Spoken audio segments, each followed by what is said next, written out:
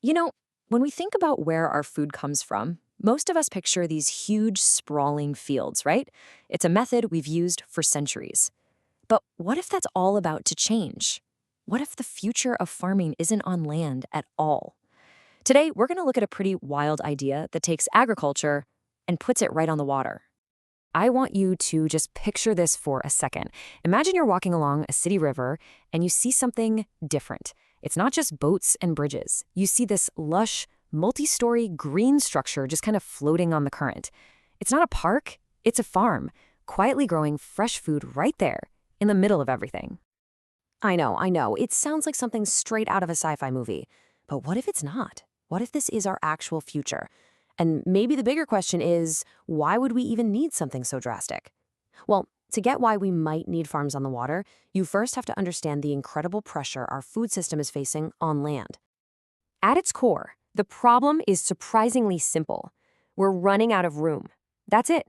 The very ground beneath our feet, the foundation of all traditional farming, is becoming a really, really scarce resource. Okay, get ready for this number because it's pretty staggering. Some studies suggest that up to 75% of the Earth's ice-free land has already been altered by humans. Just let that sink in for a second. 3/4 of our usable land is already developed or impacted. That leaves a tiny and shrinking slice of the pie for sustainable farming. So what's causing this massive squeeze? Well, it's a few things hitting us all at once. For starters, our cities just keep growing, literally paving over what used to be fertile farmland. At the same time, our climate is shifting, making harvests way more unpredictable. And if that wasn't enough, we're also dealing with decades of soil degradation and a huge increase in demand for water. It's kind of the perfect storm. So if we're running out of land, where do we go? I mean, it's a logical question, right? And innovators are answering it by looking somewhere new. Not by going further out into the country, but by looking up and onto the water.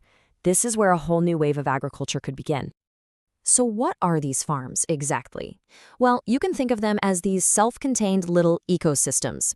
Instead of soil, they often use techniques like hydroponics, which is basically just a fancy way of saying they feed the plant roots directly with nutrient-rich water.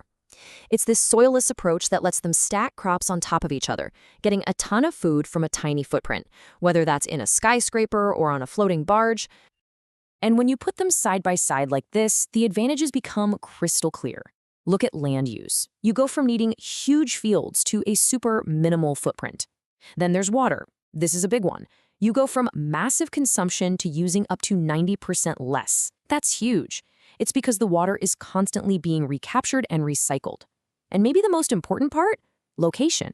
You shift from rural and far away to urban and local. So the mechanics of it are actually pretty elegant. First, you build up, not out, to get the most out of your space. Second, you get rid of soil completely, which also gets rid of soil-based pests and diseases. And third, these systems can be designed to be totally self-sufficient, maybe drawing power from solar panels on the roof or even from the tides underneath them. Pretty cool, right? But look, this is about way more than just a cool new way to grow lettuce. This is really about fundamentally rethinking the whole relationship between our cities and the food we eat. Let's zoom out and look at what that bigger vision could be. The potential here is just transformative. I mean, imagine getting food that was harvested just a mile from your house, that would slash transportation costs and emissions. Think about a food supply that's protected from droughts or floods because it's all happening in a controlled environment. And just picture our city rivers and waterways becoming these productive green arteries for the whole city. This quote just nails it. It really captures this huge shift in thinking. We have to start seeing our food production not as something that happens out there, far away from our lives, but as something that's woven right into the fabric of our cities. And that brings us to this final, really powerful question. Right now, it might seem a little far-fetched, but with innovations like these floating farms, the dream of a truly self-sustaining city might be a lot closer than we think.